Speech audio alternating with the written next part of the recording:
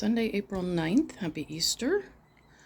I wanted to start out a little different this morning. I'm standing at the back door in the lanai, looking at the orchids because it's a pretty picture, and wanted to talk a little bit about kind of our dream or idea behind what we're doing. We've made an awful lot of progress and are really seeing it come to fruition. And so wanted to kind of start there. So we're standing, like I said, at the back, and this is where you would enter the yard. In this place here where the grill is at, there will eventually be an outdoor kitchen with a griddle and a wok burner on some cabinetry, and that'll take up the L space, and it'll come wrap. And we have the walkout space. This over here is our loungy area with our hot tub that you can see that got finally installed.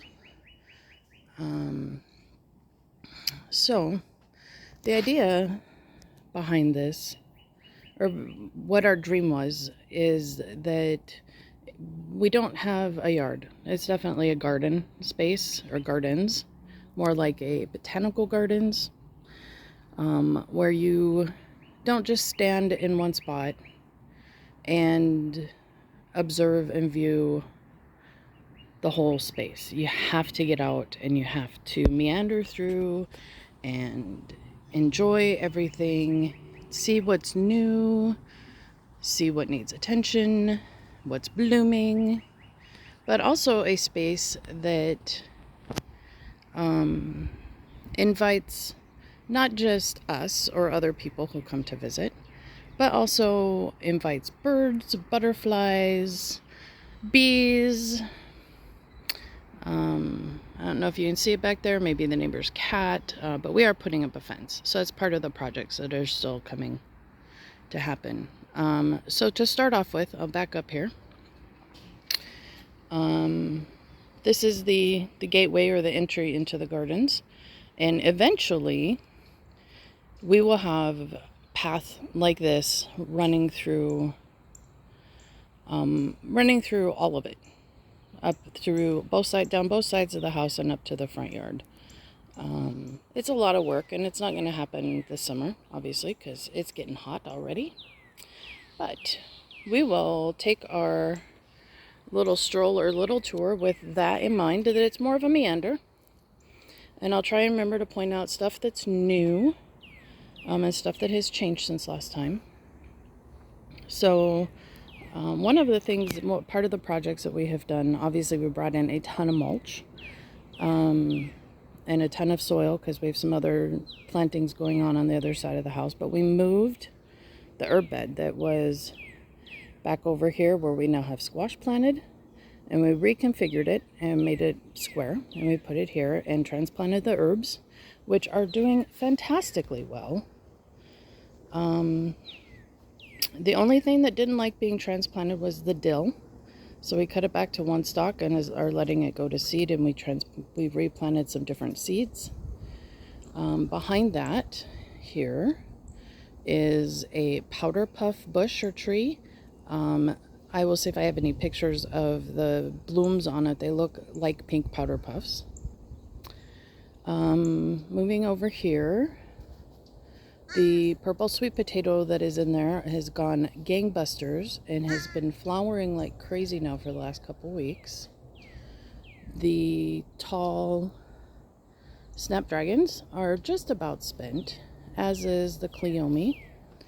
But the American Beauty berry is actually starting to bloom, and we'll see if we can get close enough to kind of see how pretty and cute those are. And you can see just how many blooms at the top have yet to come. So it's going to have a lot of berries on it, which will make the birds really happy. The flowers that I started from seed are finally starting to grow. We have some zinnias right there, and the other tall ones in there are calendulas.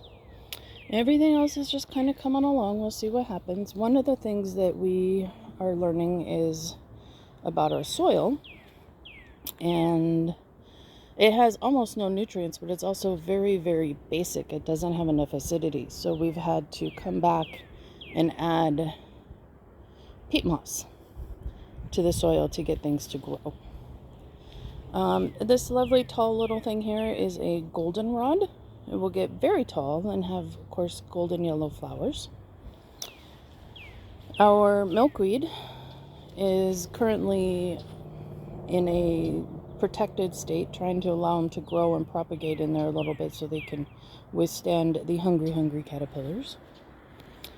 Our Barbados cherry tree here has got all fresh new batch of leaves and is growing nicely. And of course, as I said before, we have some squash, some nice spaghetti squash.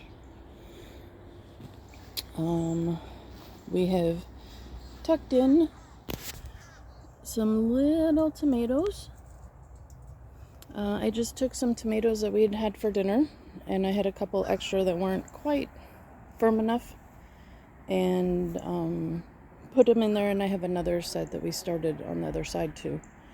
So part of this is not just having a food garden space and a flower garden space, but as you wander through there's a little bit of food sprinkled everywhere. I have some herbs placed in different places.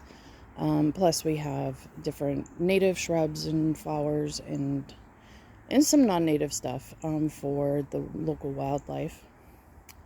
One of the other things, we went to the nursery yesterday and bought some new stuff. What we've been doing is leaving it in pots and then moving it around for a couple of days until we figure out exactly where we want it to be. These three, though, are going on the back fence, which is getting installed in a couple weeks. We have a passion flower, a full-size firebush, and coral honeysuckle. The firebush and the honeysuckle are actually native to Florida, and they will attract a lot of hummingbirds. Our citrus is all done blooming. We do have, except for the lime, we have fruit set on the oranges and the lemons. Little bitty guys. And not much is left. They flowered profusely, but they're still too new to sustain all of that. They really need to work on their roots and growing. These are new additions. These are Alphonse Carr bamboos. They are a clumping bamboo. They will get probably about 10 feet tall, and they'll get bushy. And they don't spread for miles and miles like regular bamboo. Like I said, they're clumping. Their 1-inch stalks are real easy to just push down or snip off, making them easy to maintain on our side of the fence.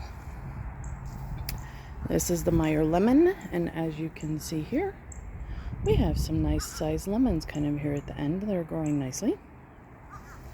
One of the other features of the yard that I'm working on slowly but surely, there's a lot of plants here, are little tile signs so that I don't have to actually remember what I have everywhere. From the side, the big pink flowers, which we were going to try and put our palms over here, and we couldn't find a match, so we just went to plan B. These are oleanders. They do really well here. They'll bushy out and they'll bloom almost all year long. And we have already attracted the red oleander moth and have successfully had a caterpillar eat and grow and leave. It's been fantastic. In the little pot here that is not yet planted is a voodoo ginger, an ornamental type of ginger. It really prefers the shade, and we don't have a lot right now, so we're kind of playing with placement of it. We have a ginger back here that is supposed to be a shell type of ginger. We've also been playing with the placement of that, and we kind of sunburned it. Whoops. Moving along here, my ginger bed has filled up quite nicely. And it's also quite tall. It's gonna be busting out the top. I think we'll have a lot of ginger. And then the 3 plants down here that have the rounder leaves, those are turmerics that have decided to grow as well. We're experimenting here on the north side of the house with pots of lettuce and spinach, and as you can see so far we have growth. Yay! Meandering a little further down, we'll stay on the left here. This is one of the native coffee plants. As you can see, it is blooming, and it will have little berries on it that the birds just love. They are not, unfortunately, the same type of berries as commercial coffee plants that grow elsewhere. This one is not yet blooming, and that we can't pick and roast the berries, but we will let the birds have them. And our snow on the mountain here, and if we had the fence, we would have just passed through the gate and been here to the front yard. So we'll just take a quick trip here before we turn around. Everything up here is just going gangbusters. Our jatropha, the strawberry plants have produced a lot of flowers and a lot of fruit, but something comes and eats them before they get even remotely ripe. And our fire spike here is about busting out of its seams. But as soon as it really starts blooming fully, and these beautiful red spiky blooms will attract hummingbirds, which is really cool because, again, this is Rob's office. And coming down here to the blueberry, we have had some blooms, but it doesn't look like we got any blueberries. Either that or the same critter has been eating on them. I guess I should show you the blueberry. It's been eating on my strawberries. And then the little front corner patch that we planted is just growing. The dwarf fire bushes that I put in here are finally starting to fill in a little bit after losing most of their leaves over the winter. And we have some blooms too, which will also attract hummingbirds. I had some extra nasturtium seeds that I stuck in there. And our little mango tree. We did, I don't know if you can tell, we did trim up the Hong Kong orchid. And hopefully by the next video I do, there will be some flowers growing at the base of it to just kind of make it a little prettier and pretty up the front yard. The blue days is filling in beautifully. And we don't know if something has been peeing over here or just digging it up, but the snow in summer, the little white and pink viney things have really been stunted. So we're just hoping that once we get into the rainy season here, it will, they'll grow back. And I apologize for the sun. I had to wait a little longer this morning than I wanted to because the birds were so noisy this morning. This is our Simpson stopper, another native plant that the birds and the butterflies really like. Again, this one, we transplanted it. It got really cold and it lost half its leaves, but it has obviously gone right back up. And all of this,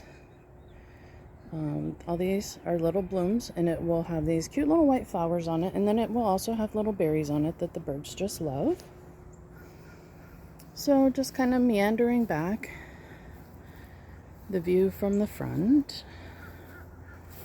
The little purple Mona lilac.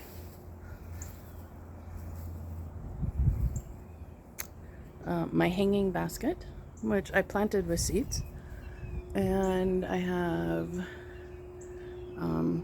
funny thing is I planted it and I went to go hang it up and then I dropped it and lost like half the seeds. So I had to replant it. So I have this profusion. I didn't know what would take and what wouldn't, but we have petunias that are getting ready to start.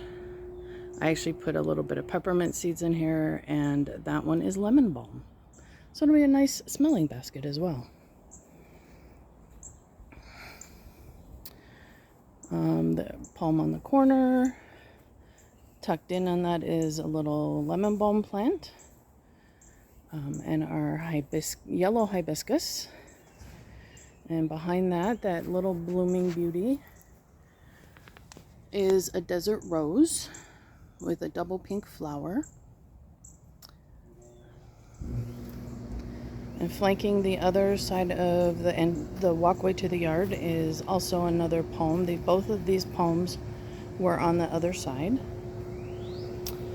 The little clump there is called horsemint, spotted horsemint. It is another native plant. You can actually, the leaves are very, very mildly minty. And you can pluck them and eat them in a tea. But the flowers that will come up with it are actually kind of spotted. It's part of the bee balm family. Our third native coffee, because we just really love the foliage. This one is also in bloom, but not as much in bloom as that beautiful red hibiscus there that we got in the ground. We put the pink one back there. This is a new addition that we're trying out here. This is also a hibiscus. It's a snow queen hibiscus, and it has a little bit different flowers. They're bright red, and they have these real little stems or stalks on them before the flower. This one is spent from yesterday. And then they kind of hang down like a bell. Very pretty. Plus the color is really nice here in the yard. Staying over here on this side. Again, the pink hibiscus here in front. Just getting ready to open her blooms maybe this morning. And this is a white plumeria. We'll have a profusion of little white flowers when she decides to bloom. And this over here is a lot of food and vegetables. I'll start here on the right. This raised bed has tomatoes, peppers, and onions in it. Everything is really starting to grow, but again, this is where we were like trying to figure out what is wrong with our soil. And so we have been adding peat moss to it, and that stuff is really, really taking off. Moving along, ignoring all the grass in my mulch. This is another vegetable bed. Let's start here on this blank side. I planted more turmeric and ginger over here. The turmeric is supposed to like full sun. I figured if it grew up over there in the shade, I'll just plant both of them and see what happens. In the back, the tall plants with the big leaves are asparagus beans or pole beans, well, they're pole beans. But the beans on them will be like yard-long beans, and they're supposed to do really well here. And you can kind of see there's some smaller plants at the bottom. Intersperse some okra in here. With the thought that maybe it would help provide some support for the pole beans. So we'll see. Maybe the other way around. There's carrots and calendula and marigolds interspersed in the middle. And then bush beans in the front. As you can see, we have one. We actually have tried planting that variety twice now and got just the one plant. So I'm actually thinking that maybe we just had a bad batch of seeds. So I went in yesterday and I planted a couple different other varieties of bush beans so we can see what we get from that. My crotons planted to shield some of the noise and the looks of the AC unit. Our little pineapple patch here is finally starting to grow and turn green. Pineapple likes it very acidic, and it was very much not acidic. So we are working on that. And we moved this bed up here. Around the edges are cantaloupe. And in the middle are marigolds. I've been reading Carrots Love Tomatoes, and these are apparently supposed to be really good companion plants for each other. We did go ahead and put a little bit of a tomato cage in here to act as a trellis for the morning glories. I hope I said that right. in the beginning. These are morning glories in the middle, not marigolds. So they can vine up, and the cantaloupe can do whatever it does. It may spill out the edge. It's really not that important. Again, we would be walking back through the fence. This is our sweet potato bed. The 3 bushy plants here in front of me are white sweet potatoes. And then everything that's planted after that is sweet potatoes are just orange sweet potatoes. I bookended both sides of the garden with okra. And this side has also some paprika peppers planted here. The other side has okra as well, and some sweet mini bells, which are also popping up out of the ground. With the sweet mini bells, again, I just took seeds from some of the bell peppers that we were eating. So we'll see how those go. This is the other set of little tomato seeds. Tomatoes that are popping up from seeds that I just took out of the kitchen. On this side of the yard, we planted our bananas, as well as some more of that Alphonse car bamboo. And in the middle here, we have a compost bin. Bananas are really heavy feeders, and I wanted a compost bin. We have big possums in the area, probably raccoons. It is Florida, so there's probably rats and all kinds of other fun stuff that we don't really want in the house or in the yard. So we capped it off with chicken wire, and the stick X kind of is a little lock. But I can put my kitchen scraps in here and they will compost. And then because the pot I use is just one of those nursery tree pots, it already has holes in the bottom of it. So it can leach out any of the compost tea, and I can then take the compost out of it and put it around my other plants if I need to. This part of the garden, this corner of the garden, we're trying to make tropical, make it like Florida. Starting here on the right, we have a clump of dwarf date palms. They will not get very big, maybe about 10 feet tall. Our neighbor has some by his pool.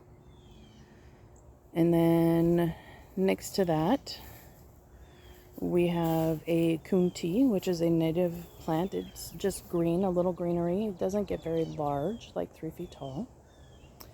And in my Mexican terracotta pot are some bromeliads. They're called matchstick bromeliads. When they do flower, they flower on like a little skewer sized stick, and they have little pink flowers at the top. Rob built a nursery center for the orchids that are not blooming, so that we can keep blooming ones up by the house and enjoy that space. And to the tropical piece de resistance will be here in this little island with, these are birds of paradise. They will be the orange birds of paradise. Nice clump here in the center as you wander around. In our last video, we had these little, this is another type of jatropha, which we have in the front of the house. They have little red flowers on them. These were about a quarter of the size they are now. They're also called a coral flower, and they will also have little red flowers at the tops of each of the little palm frond things.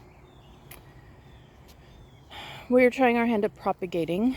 So we have propagated 2 of these little sticks from the fire spike that was in the center of the front yard. And they're growing nicely. Double red hibiscus. And then this monster, I know the video doesn't do it justice. This is an Everglades tomato. It is not native to Florida, but it was developed in Florida. One of the things about growing tomatoes in Florida is that the big beefsteak type tomatoes actually get eaten up by bugs before you can get to them.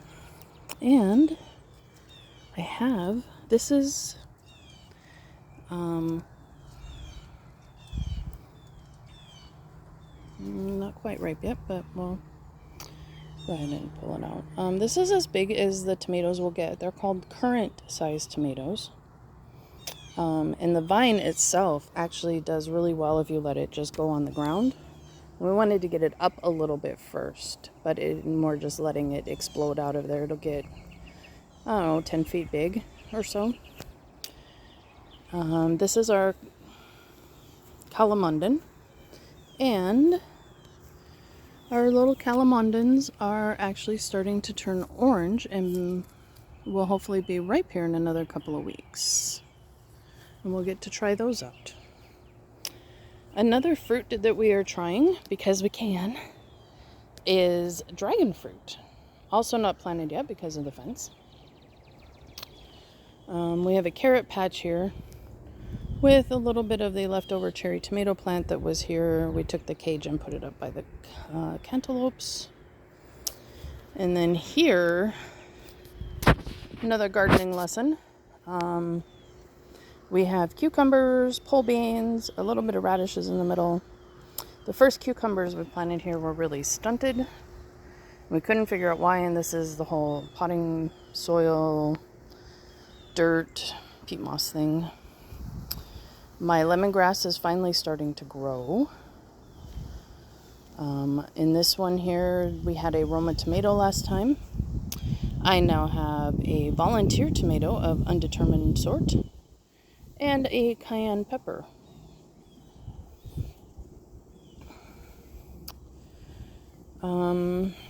Our cranberry hibiscus, which again is another ornamental / edible. You can eat the dry and eat the flowers off of it for teas and stuff. It's some moonflower daisies at the store yesterday too for fun. We're about ready. We took some cuttings off of these milkweeds so we can make another patch, and we're just letting it fill in for a couple more weeks before we take the protective netting off. Our yellow shrimp plant, which really was not happy about being transplanted, super root bound, but it is growing, coming back. There is a sister plant over there, a pink or red shrimp plant. That one is much healthier. Fennel, which actually is not here for eating purposes, but for attracting butterflies. And this pretty much concludes our meander. I hope you enjoyed it. Please let me know if you have any questions or if there's anything that I missed. And enjoy your day.